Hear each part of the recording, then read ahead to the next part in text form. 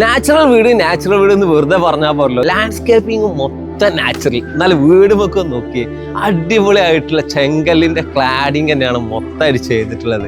ചെങ്കല്ലിന്റെ ഒരു കുളിർമ കിട്ടണമെങ്കിൽ അത് ഇതുപോലെ ചെയ്യണം. വീടിന്റെ പല ഭാഗത്ത് നാച്ചുറൽ ആണ്. ഈ കാണുന്ന ഏരിയ നാച്ചുറൽ വൈബ് ഒരിക്കലും നഷ്ടപ്പെടാത്ത ഒരു തെങ്ങ് വെട്ടുക എന്നൊക്കെ പറയുമ്പോൾ നമുക്കറിയാം നമ്മുടെ വീട്ടുകാർക്ക് അല്ലെങ്കിൽ പാരന്റ്സിന് ഉണ്ടാകുന്ന വിഷമം. അതൊരിക്കലും മറച്ചു വെക്കാതെ ഫ്രണ്ടിൽ തന്നെ തെങ്ങ് നിലനിർത്തിയിട്ടുണ്ട്.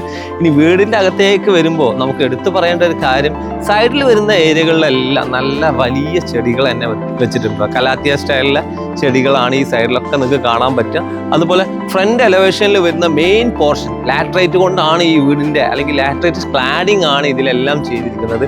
അതിനെ നല്ല രീതിയിൽ കവർ ചെയ്യുന്ന രീതിയിൽ, അല്ലെങ്കിൽ ആ ഗ്രീനും റെഡും കോമ്പിനേഷൻ വരുന്ന രീതിയിലാണ് ഈ ഒരു ഫ്രണ്ട് എലവേഷൻ ചെയ്തിട്ടുള്ളത്. ഇതിലൊക്കെ കൊടുത്തിരിക്കുന്ന വിൻഡോകൾ ഉണ്ടല്ല, ഫിക്സഡ് വിൻഡോ ആണ്, മെറ്റലിലാട്ടോ ചെയ്തിരിക്കുന്നത്.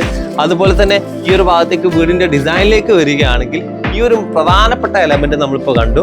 അതുപോലെ തന്നെ മറ്റൊരു എലമെന്റ് വരുമ്പോൾ ഒരു സ്ക്വയർ അല്ലെങ്കിൽ ഒരു റെക്ടാങ്കിൾ ഷേപ്പ് ലാറ്ററൈറ്റ് കൊണ്ട് ഡിസൈൻ ചെയ്ത് അതിന്റെ സെന്ററിൽ മനോഹരമായിട്ടുള്ള ലൈറ്റ് കൊടുത്തിട്ടുണ്ട്.